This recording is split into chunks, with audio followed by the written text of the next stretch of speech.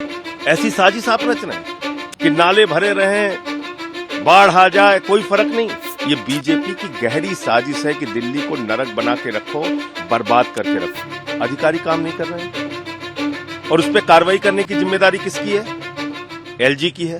देखिए, सबसे पहले तो ये बहुत ही दुर्भाग्यपूर्ण घटना है और जो छात्र इसमें मारे गए हैं, मैं उनकी आत्मा की शांति के लिए प्रभु से प्रार्थना करता हूं, ईश्वर से प्रार्थना करता हूं कि उनके परिजनों को ये अपार कष्ट जो उनके ऊपर आया है उसको सहन करने की शक्ति दे। जहां तक इस घटना का विषय है, कई कोचिंग सेंटर अपने बेसमेंट में इलीगल तरीके से लाइब्रेरी चलाते हैं, क्लासेज चलाते हैं, जो पूरी तरह से गलत है।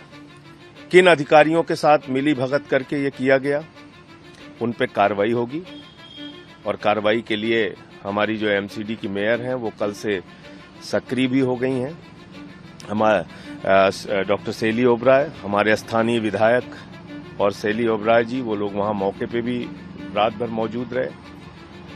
मैं एक दूसरी बात ये भी करना चाहता हूं कि जो मंत्री सौरभ भारद्वाज जी का, आतिशी जी का, गोपाल राय जी का और इमरान हुसैन का जो वीडियो सामने आया है अधिकारियों के साथ मीटिंग का, वो मीटिंग बारिश के पहले हो रही है।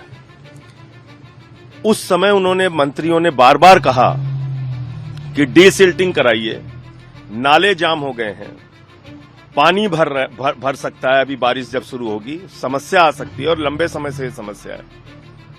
अधिकारी काम नहीं कर रहे हैं और उस पर कार्रवाई करने की जिम्मेदारी किसकी है? एलजी की है।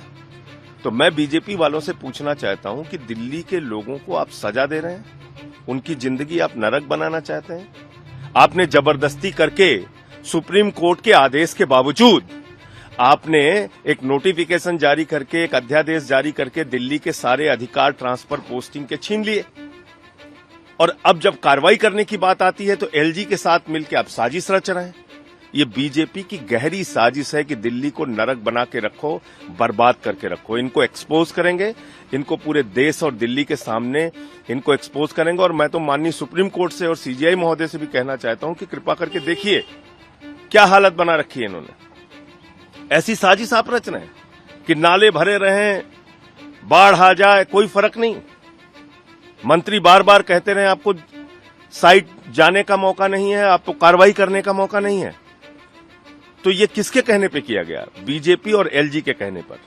ये आपराधिक कृत्य है, इस पर कार्रवाई होनी चाहिए। ये कमर्शियल एक्टिविटी एक दिन से नहीं चल रही। ये कोचिंग और बेसमेंट में जो क्लासेज चल रही हैं या लाइब्रेरी चल रही है, या क्या 1 साल से चल रही है जब से बीजेपी गई है और आम आदमी पार्टी आई है। 15 साल तो बीजेपी थी यहां पे, आज एक दिन से तो नहीं चल रही है।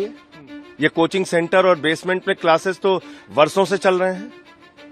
किसकी मिली भगत से चल रहे थे, आप बताइए मुझे। और खुद आज एलजी का बयान है कि 10 साल से नाले साफ नहीं हुए एमसीडी के। तो कौन 10 साल से एमसीडी में कौन बैठा हुआ था? बीजेपी बैठी हुई थी।